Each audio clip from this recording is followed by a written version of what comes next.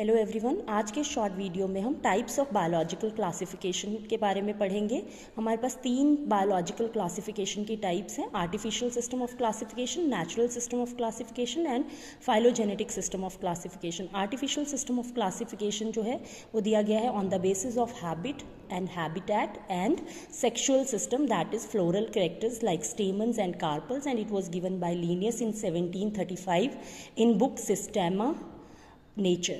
He also used the term systematics, and he also the binomial nomenclature. and natural system of classification जो है उसमें हम large number of characters को consider करते हैं classification के time, जैसे morphology, anatomy, embryology, cytology and physiology, and it was proposed by Bentham and Hooker.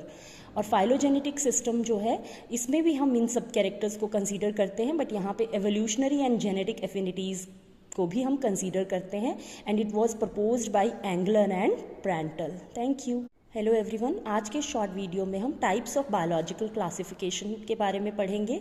हमारे पास 3 बायोलॉजिकल क्लासिफिकेशन की टाइप्स हैं: artificial system of classification, natural system of classification and phylogenetic system of classification. Artificial system of classification जो है वो दिया गया है on the basis of habit and habitat and sexual system, that is floral characters like stamens and carpels, and it was given by Linnaeus in 1735 in book Systema Nature.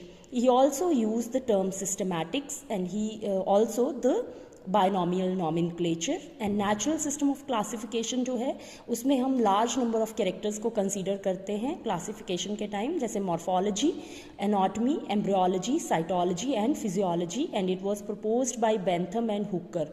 और phylogenetic system जो है इसमें भी हम इन सब characters को consider करते हैं, but यहाँ पे evolutionary and genetic affinities को भी हम consider करते हैं, and it was proposed by Engler and Prandtl. Thank you.